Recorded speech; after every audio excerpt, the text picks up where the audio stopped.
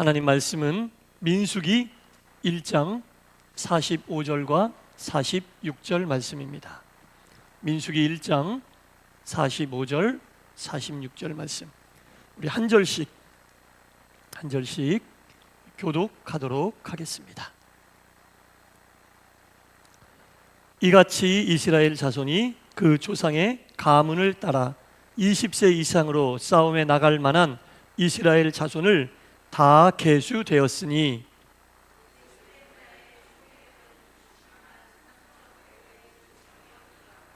아멘. 오늘 밤 나오신 여러분 모두에게 하나님의 크신 은혜와 평강이 충만히 임하시기를 간절히 축원합니다.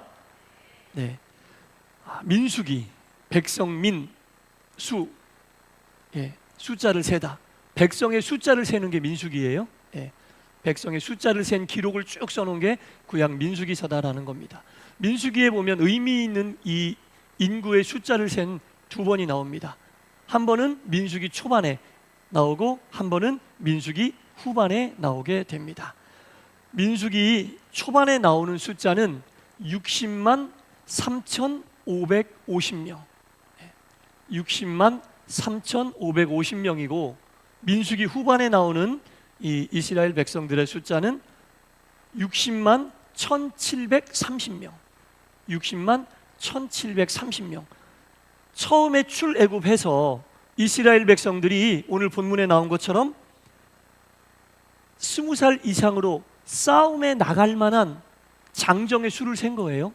그리고 가나안에 들어가기 직전에 또 한 번의 숫자를 셌는데 거의 비슷하고 처음보다 1,800명 정도, 대략 1,800명 정도의 차이가 나는 겁니다. 여러분, 광야에서 몇 년 동안 있었어요? 40년 있었잖아요. 광야는 안전한 곳이 아닙니다. 광야는 언제 죽음의 위협이 사람들을 덮칠지 모르는 아주 위험한 곳이에요. 잠도 편하게 못 자고 먹을 것도 넉넉치 않아 거기에서 사람들이 많이 죽어도 전혀 이상하지 않은 공간이 광야입니다. 그런데 처음에 센 숫자와 40년의 시간을 보내고 가나안 입성 직전에 센 숫자가 1,800명, 물론 적은 수는 아니죠. 1,800명이 적은 수는 아니지만 40년이라는 세월을 사막, 광야에서 보낸 이 이스라엘 백성들의 인구조사로 보면 거의 숫자가 큰 차이가 없는 거예요. 거의 숫자가 큰 차이가 없다라는 겁니다. 자, 이 첫 번째 숫자 의미와 마지막 인구수를 셌던 그 의미가 오늘 우리에게 어떤 의미로 다가오는지 한번 살펴보도록 하겠습니다. 하나님께서는 애굽에서 노예 생활하는 이스라엘 백성들 약 200만 명입니다. 그들을 모세를 세워 다 출애굽시켰죠. 다 탈출시켰습니다. 그런데 그들에게 가장 첫 번째로 봉착한 난관이 뭡니까? 어떤 바다가 가로막고 있죠? 홍해가 가로막고 있죠. 홍해가 가로막고 있습니다. 그러나 하나님께서는 이스라엘 백성들을 홍해 바다를 건너게 하십니다. 바닷물을 쫙 가르게 하시고 그 바닷물 사이를 지나가게 하시는 거죠. 학자들은 이 이스라엘 백성들이 홍해를 건너간 이 사건을 이스라엘 백성들이 세례를 받은 것이다, 이렇게 이야기를 합니다. 물 사이를 지나갔기 때문에 이스라엘 백성들이 세례를 받은 것이다, 이렇게 이야기를 합니다. 여러분, 세례의 의미가 뭐예요? 세례는 씻어내는 거예요. 씻어내는 거예요. 뭘 씻어내? 옛사람을 씻어내는 거예요.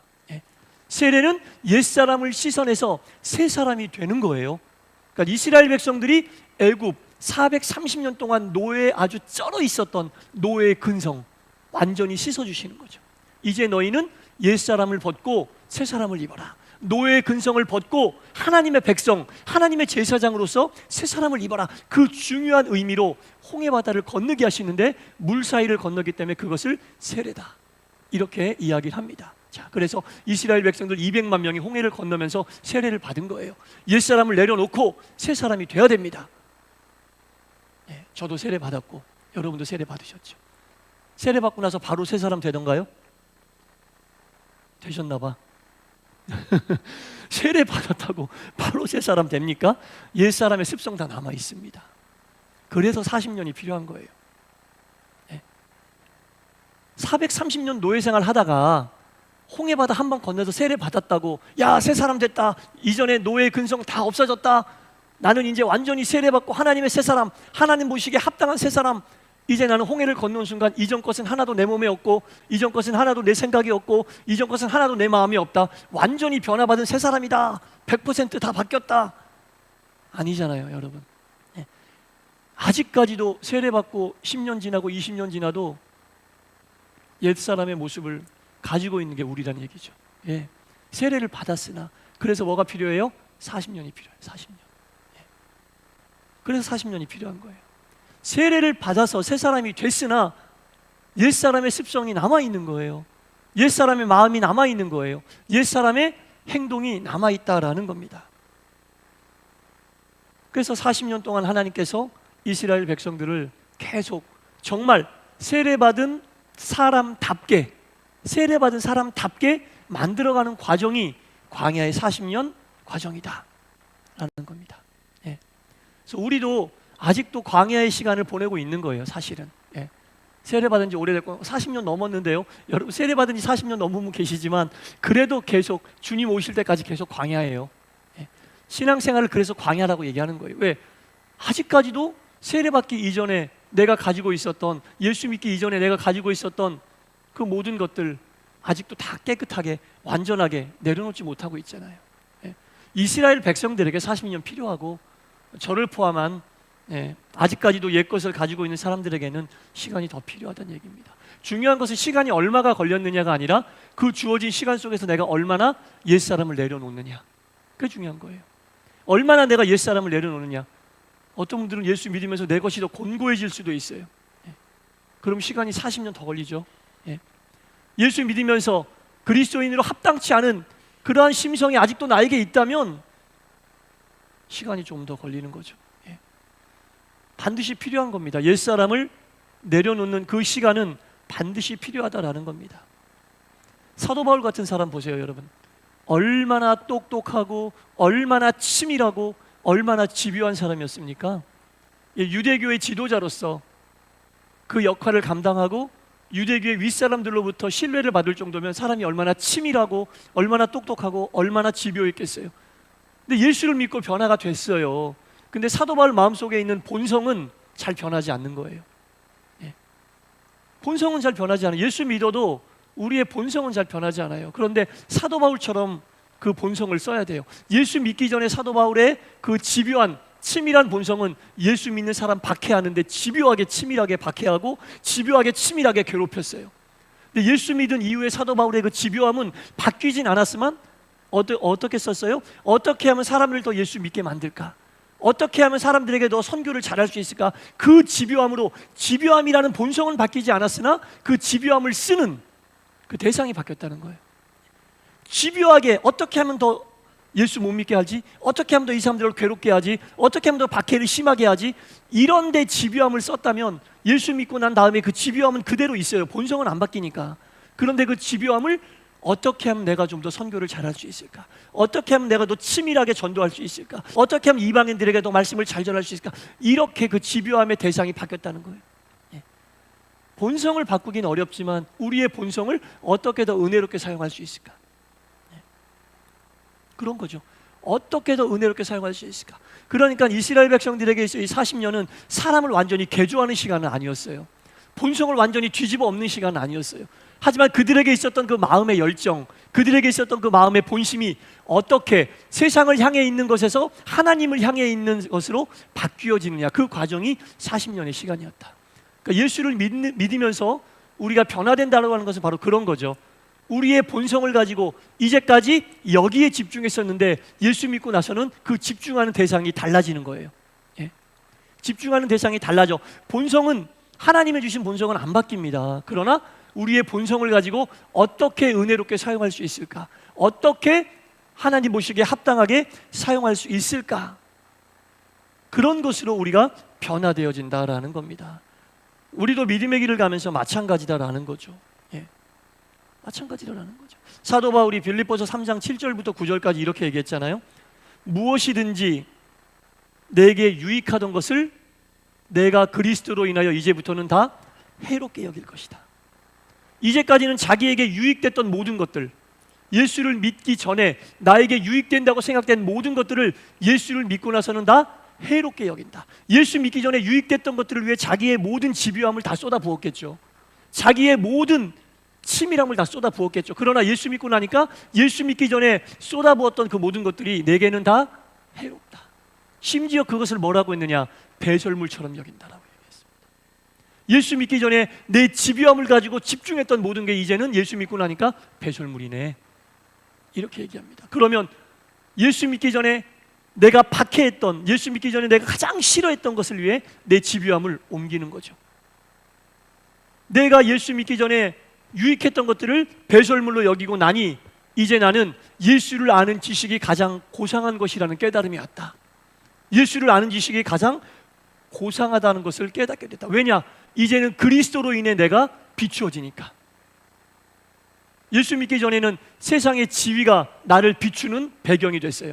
내가 얼마나 무엇을 많이 가지고 있느냐가 나를 드러내는 어떤 내 배경이 됐는데, 사도 바울이 예수 믿고 나니까 그 모든 게 다 배설물이고 이제는 내 뒤에 예수님이 계시면 예수님의 빛으로 내가 비추어진다. 그러니까 나를 표현하는 빛이 세상의 명예도 아니고 세상의 물질도 아니고 예수 그리스도라는 것을 깨닫게 된 거죠. 여러분, 그리스도인이 무엇으로 빛나야 됩니까? 교회에서 무엇으로 빛나야 됩니까? 목사는 무엇으로 빛나야 되고 성도는 무엇으로 빛나야 됩니까? 많이 가지고 있는 것으로 빛나게 됩니까? 높은 자리에 있는 사람들 많이 아는 인맥으로 빛나야 됩니까?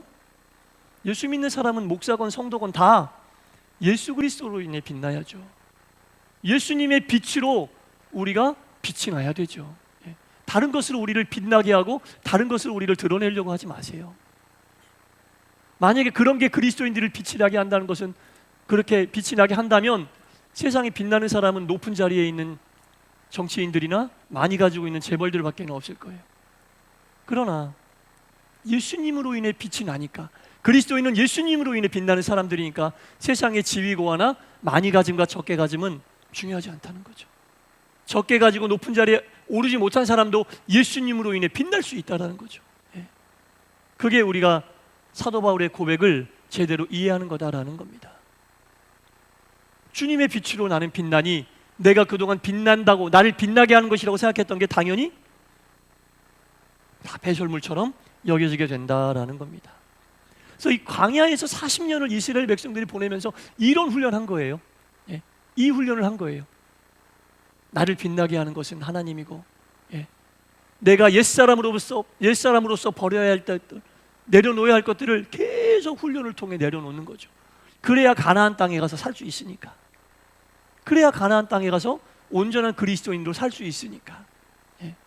그래서 처음에 나왔던 60만 3,550명은 옛사람, 세례받고 옛사람의 것을 아직 온전히 버리지 못한, 홍해 건너자마자 생 거니까 옛사람의 모습이고, 이제 마지막 가나안 들어가기 직전에 생 것은 40년을 보내고 나서 옛사람을 많이 떨쳐버리고, 옛사람을 많이 떨쳐버리고 새롭게 새 사람으로 가나안에 들어가게 될 그 숫자의 의미가 있다는 겁니다. 믿음의 길을 가는 우리들은 민수기 앞부분에 나와 있는 숫자 속에 들어가 있나요? 아니면 가나안에 입성하기 직전인 새 사람, 옛사람을 많이 버려버린 그 숫자에 들어가 있나요? 나는 과연 어디에 속해 있는 사람일까요? 민수기 앞부분에 세례는 받았으나 아직까지 옛사람의 모습을 많이 갖추고 있는 그 숫자 속에 내가 있는지, 40년이라고 하는 시간, 예수 믿는 시간들이 나에게도 있었겠죠. 예수 믿는 시간을 그만큼 보냈는데, 활동도 많이 하고 봉사도 많이 하고 섬기기도 많이 했는데, 나는 아직도 민수기 앞부분에 나와 있는 숫자에 속해 있는지, 아니면 조금 변해서 민수기 뒷부분에 나와 있는 숫자에 속해 있는지. 저는 어디에 있고 여러분은 어디에 있습니까? 어떤 숫자에 우리는 옛사람의 숫자를 센 거기에 속해 있습니까? 새 사람의 숫자를 센 거기에 속해 있겠습니까? 여러분, 예수 믿으면서도 아직도 내가 가지고 있는 그리스도인으로서 합당치 않은 것들이 무엇인지 본인들이 제일 잘 알아요. 저도 저를 잘 알아요. 뭘 고쳐야 되고 뭐가 잘못된지 너무 잘 알죠. 셀 수도 없어요. 너무 많아서. 그래도 하나씩 고쳐나가고 하나씩 개선해 나가면서 40년이라는 시간을 무의미하게 보내면 안 되잖아요. 우리가 예수 믿는 시간을 무의미하게 보내면 안 되잖아요. 교회만 왔다 갔다 하면서 보내면 안 되잖아요. 말씀을 듣고 깨닫고, 아직까지 내가 옛사람의 숫자에 속해 있었다면 빨리 하나씩 옛것을 버려 새 사람의 숫자에 가까이 가야겠다. 이런 깨달음이 있고 믿음과 신앙이 성숙해져야 되지 않겠습니까? 예? 사랑하는 성도 여러분, 그래서 우리가 믿음의 길을 가면서 민수기서 처음과 끝에 나오는 이 숫자의 의미를 정확하게 알았으니 나의 신앙은 세례는 받았으나 아직까지도 옛사람의 모습이 가득 차 있는 그 숫자인가, 아니면 완전치는 않지만 40년을 보내면서 가나안 땅에 들어갈 만한 마지막 숫자 속에 들어가 있는지 곰곰이 생각하면서 우리의 믿음과 신앙이 매일매일 순간순간 옛사람의 것을 내려놓고 가나안 땅에 들어가 살 수 있는 새 사람의 모습으로 하루하루 살아갈 수 있게 되기를 주님의 이름으로 간절히 축원합니다. 기도하겠습니다. 민수기서에는 민수기 앞부분과 뒷부분에 숫자를 셉니다. 앞부분의 숫자는 홍해를 건너는 세례를 받고 이제 아직도 옛사람의 모습을 많이 가지고 있는 상태였고, 민수기 뒷부분은 가나안에 입성하기 직전 40년의 시간을 보내고 그래도 많이 옛사람의 구습을 내려놓은 상태였습니다. 오늘 믿음의 길을 가는 우리들은 과연 어느 쪽 숫자에 속해 있는 신앙인입니까? 곰곰이 생각해 보게 하여 주옵소서. 세례는 받고 믿음의 여정은 오랜 세월 걸어왔지만 아직도 옛사람의 구습이 나를 움직이고 있지는 않은지, 아니면 완전하진 않지만 그래도 그 구습들을 내려놓기 위해 힘쓰고 애쓰고 몸부림치고 있어 하나님 보시기에 그래도 완전 옛사람은 아니고 새 사람의 모습에 가까워지고 있는지 매일매일 생각하며 믿음의 길을 가게 하여 주시옵소서. 그리하여 결국에는 하나님 보시기에 합당한 모습으로 영광 돌리게 하여 주옵소서. 예수님 이름으로 간절히 기도드리옵나이다. 아멘.